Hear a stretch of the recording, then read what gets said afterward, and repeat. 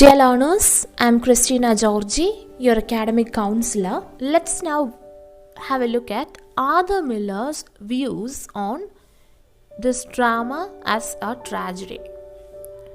So, in Arthur Miller's essay titled Tragedy and Common Man, he says that there were very few modern tragedies written during those times. The reason was because he believed that people thought that they were fit only for very highly placed, that is, the kings or the kingly. So what he meant is that those days it was believed that tragedies could be staged only for the high ends like the kings or the kingly people.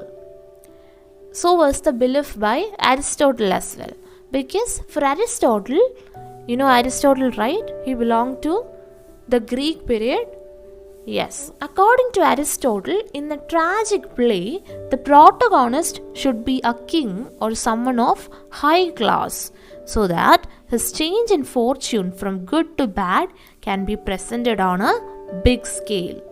So it was Arthur Miller who challenged this belief, saying that tragic consciousness existed even in ordinary people. So till then, tragedy had the protagonist as a king or someone of a high class. For example, if you look at the Shakespearean plays, Macbeth or Hamlet all belong to such a high class society. But when Arthur Miller started writing, so those were British plays. Remember, American plays always had an influence of British plays. We already studied that. So it was Arthur Miller, through his works, who challenged this idea that tragic consciousness existed not just in such people of high end, but also in the ordinary people. So for him, the tragic feeling is evoked in us when we are in the presence of a character who is ready to lay down his life to secure one thing, his sense of personal dignity. So here in this play, Miller emphasized that main characters in a tragedy should be ordinary people in domestic surroundings to whom the audience will readily relate. That is, according to Miller, the main characters should be much more relatable to the audience. So what would be the advantage in such situation? The audience understanding of a tragic play becomes easy with ordinary people playing the main role. Tragic flow is not exclusively in grand or elevated characters. It is also present in ordinary people, is what Miller says. Arthur Miller wrote tragic plays such as The Crucible, All My Sons, and Death of a Salesman. In fact, All My Sons was Miller's first attempt to write such a tragedy of the common man. So that is also one point that you can remember. His actions, whose actions, the protagonist of this play, Joe Keller's actions, led to his own downfall, making him a tragic character, and the play also can be considered as if a modern tragedy.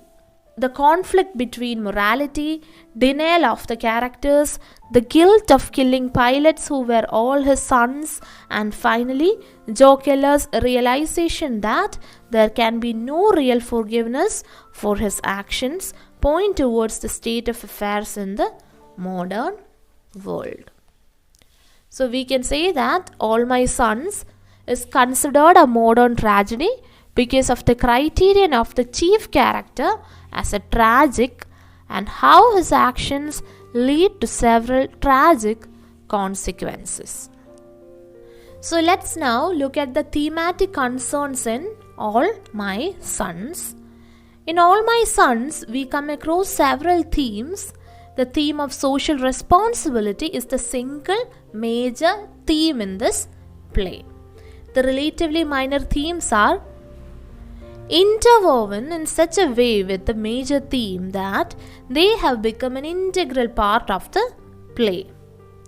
So if we closely look at the theme of social responsibility portrayed in this particular work, we can see that it emphasizes the importance of a man's duty towards society and his country before his duty to his own family. The play, All My Sons, brings out the tragic consequences of a man's mistake of becoming rich and providing a comfortable and luxurious life to his family at the cost of society. Joe Keller wants to fulfill the American dream. So, what do you mean by the American dream? See, it used to be the ideal by which equality of opportunity is available to any American, allowing the highest aspirations and goals to be achieved. It believed in the happy way of living, especially by working hard and becoming successful with good jobs, good family, plenty of money, etc. Keller merely believes in the economic interpretation of the American dream, where values and morality take the back seat. Keller's dream is confined to his family, his ultimate goal being to look after the comforts of his family. So, as we know, Joe Keller, a manufacturer of aircraft engines, had received an urgent contact from the army to supply cylinder heads for aircrafts to be used in war. Owing to the financial pressure and the obsession of becoming rich, Keller risked shipping the faulty parts of the cylinder heads. For Joe Keller, the duty towards his family is his priority. Hence, he makes a wrong choice and the result is disastrous. We know what happened as a consequence. Everybody died. So, another sub-theme would be the problem of Chris' marriage. So, one of the minor themes of the play is the problem of Chris' marriage. Larry, his brother, went to the war as a fighter pilot and had been reported missing. Steve Deaver's daughter. Steve Deaver used to be an employee under Joe Keller. So his daughter Anne had been in love with Larry and was engaged to him before he went to fight in the war. Anne had accepted the fact that he was no more Larry. So Larry's brother Chris gradually became in love with her. Chris desires to marry Anne. The arrival of Anne to the Keller household opens up several questions that had been left unanswered for 3 whole years, and this leads to the downfall of Keller and also the collapse of the Keller family. Now, let's look at idealism as a theme in this play. Another minor theme can be considered as idealism.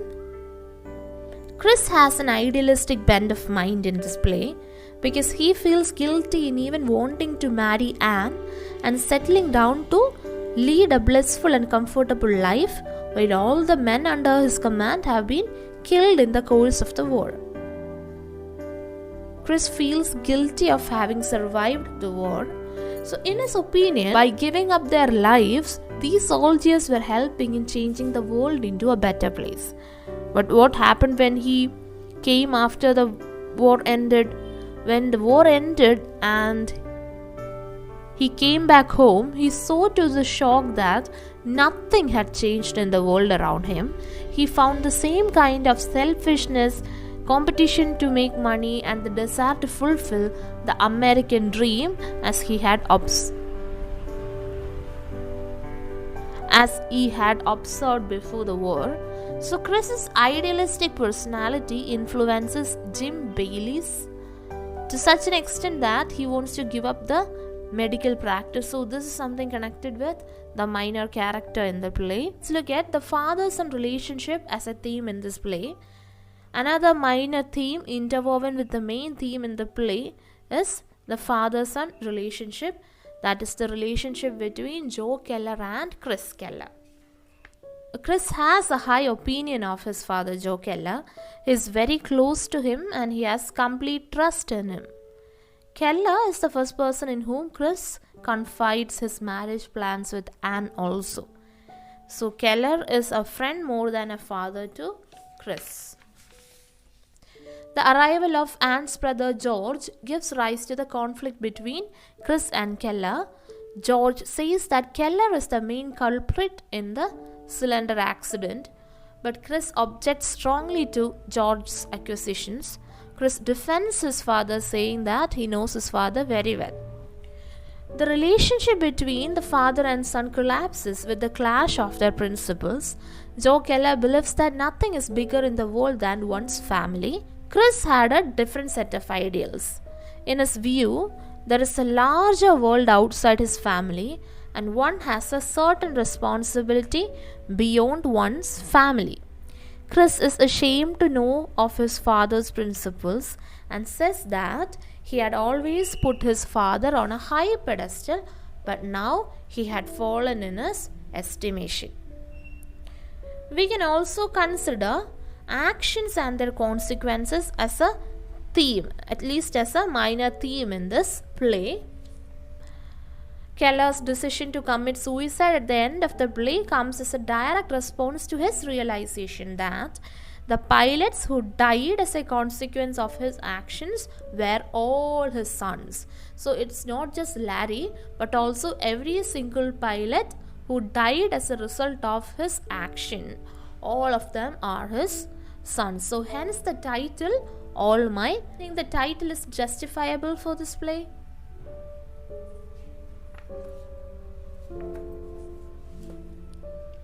Yes, very much an apt title. And you can also view the mother-son relationship as a theme, that is Kate-Chris relationship. You can also mention Kate's love for Larry. She's the only person who believes that Larry is still alive. Alright, now let's move on to the characterization in the play All My Sons. What do you mean by a character? We know that a character can be a person, an animal, or a thing in a story.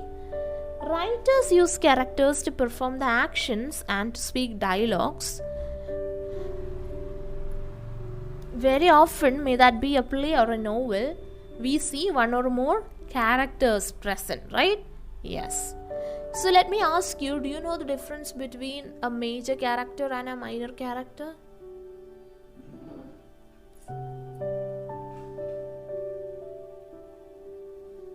A major character is an important figure at the center of the story's action or theme.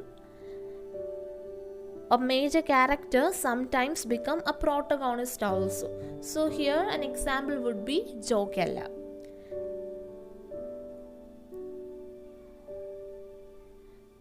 Remember, a major character would be the center character of the story, the one that the reader follows throughout the story. So, the play All My Sons has major characters such as Joe Keller, Chris Keller, Kate Keller, Ann Deaver, and George Deaver. So, all these characters are central to the action of the play. Let's have a look at these characters one by one.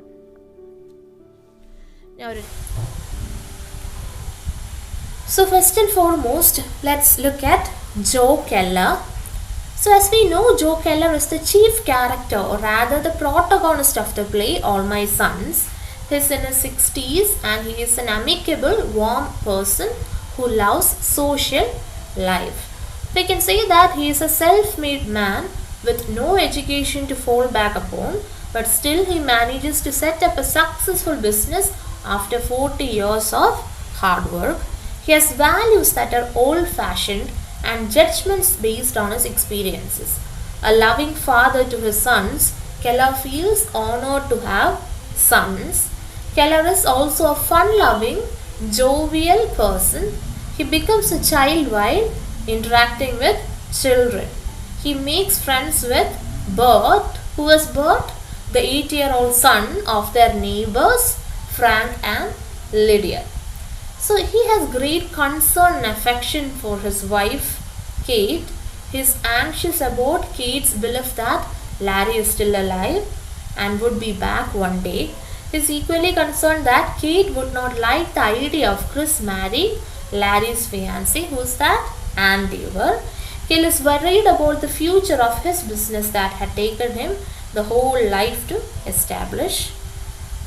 So, in spite of his warmth, the tragic flaw in Keller's character allows him to betray his partner, Steve Deaver. After having wronged Steve, Keller still shows his concern for him by asking George, his son, Steve's son, about his father's health. Like all men, he too has his own material interests and strives to work for the monetary gains of his family.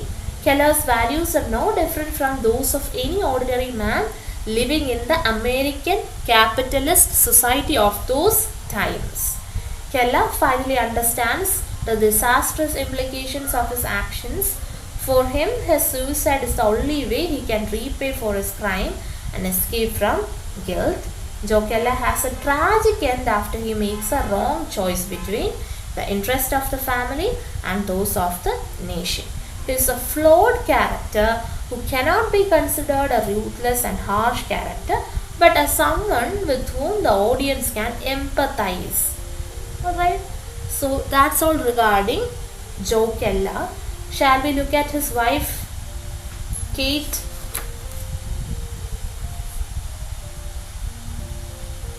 Yes.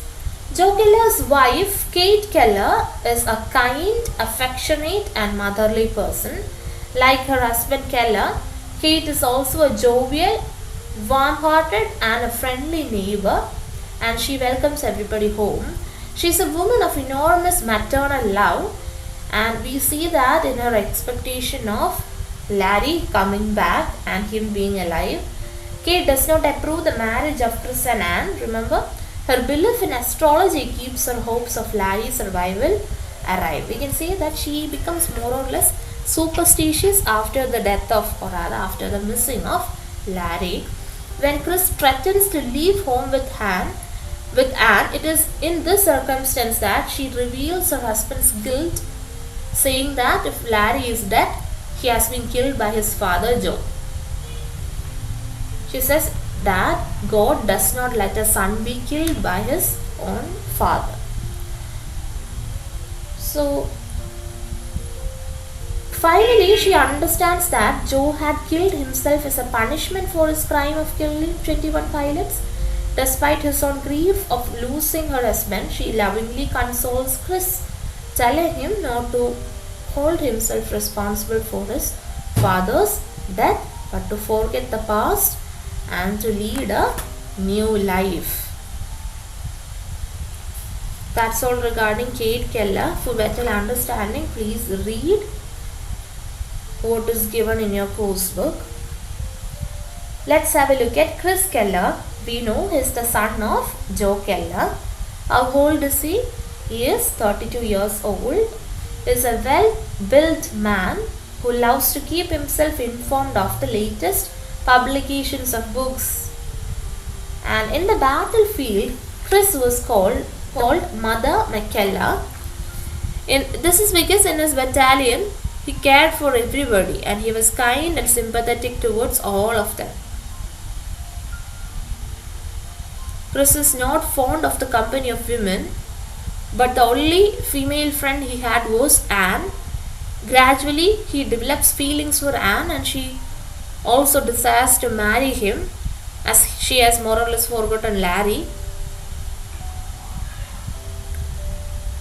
Chris is a straightforward person and hence he decides to quit his house and family if he is not granted the permission to marry Anne. Chris has sincere love for his lady love Anne, and this makes him protective towards, forcing him to argue with his mother several times.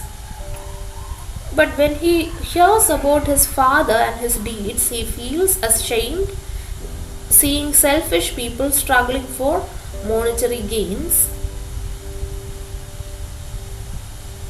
We can say that he is his father's perfect opposite. He is ashamed of his father being involved in such a criminal act. After his father's guilt is revealed, Chris sees no other option but to put him in jail. Keller shoots himself to save his own son from further humiliation. Therefore, Chris blames himself for his father's self-destruction. So there comes an element of guilt in Chris as well.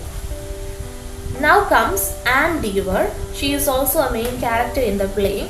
Remember, she is the daughter of Steve Deaver and also the sister of George Deaver.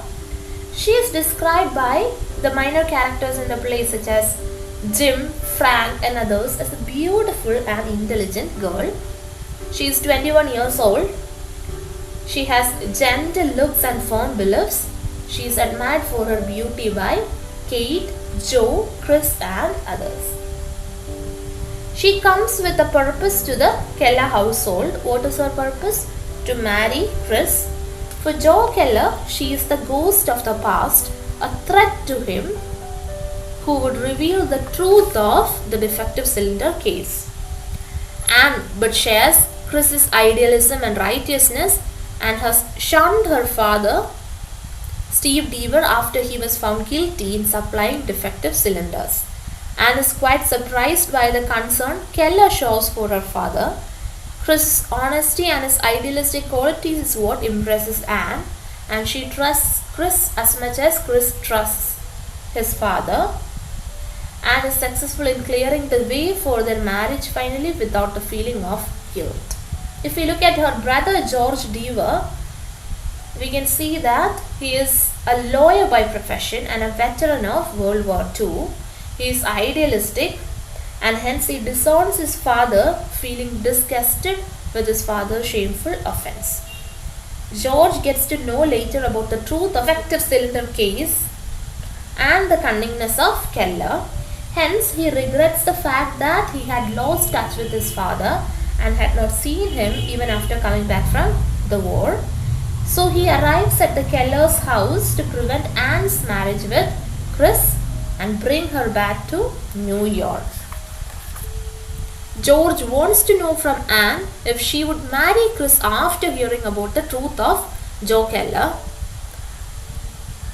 At the same time, George alleges Chris of pretending to be ignorant despite knowing about the fraud that his father had committed. He accuses Kate of hiding the facts that she knew about her husband as well. But George is tactful in dealing with Keller. That is, instead of showing his fury towards him, he talks to him calmly, inquiring about his business. It is only when Keller shows his sympathy towards his former partner Steve Deaver that George gets furious and says that his father hates Keller's guts. So that's all regarding the main characters, the major characters of All My Sons. Now let's move on to the minor characters in this play. So we already discussed what major characters are. Now minor characters are those characters in a story not as important as the major characters, but still they shall play a large part in the story. It is their actions that help to move the story forward. So the minor characters in this play include Dr. Jim, Sue, Frank, Lydia and Bert. And what's the purpose? They serve to function the action of the play. They comment on the main characters. They add depth to the main issues. And they also bring humor to the play. So it is important to have an idea regarding these minor characters. I'll just help you have an idea. Dr. Jim is a close friend and neighbor of Joe Keller. He believes that doctors do not have a high income like film actors. Hence, he do not want his sons to become a doctor. And remember, his wife's name is Sue. If we look at Sue, she is a practical and jovial woman. She is about 40 years old. She had supported her husband financially while he was an intern. She knows the truth about Joe Keller and also reveals the neighborhood's awareness about Keller having manipulated the court's acquittal. Sue dislikes Chris and his father's inflated sense of self-importance also. The other neighborhood consists of Frank, Lydia and their son Bert. Bert is 8 years old. Remember, he is the son of Frank and Lydia, and he is friends with Joe Keller. They play games together where Bert acts as a policeman keeping watch on the objectionable elements.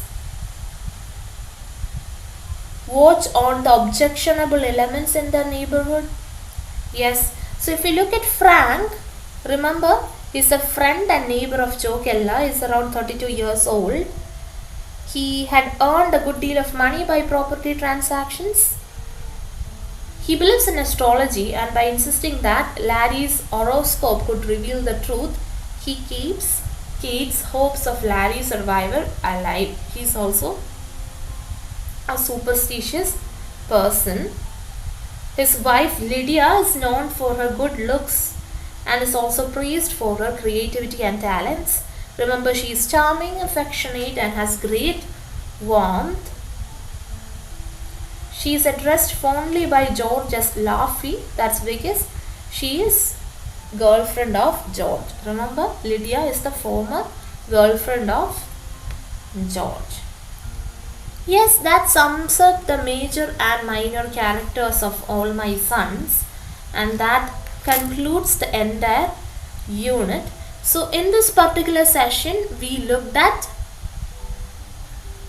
the summary and analysis of the play All My Sons. We also discussed the major thematic concerns, and we also had a look at a detailed analysis on the major characters in the play. We also paid attention to the minor characters who are also crucial to the progress of the play. So with that, we come to the end of today's session. We will meet again soon. Block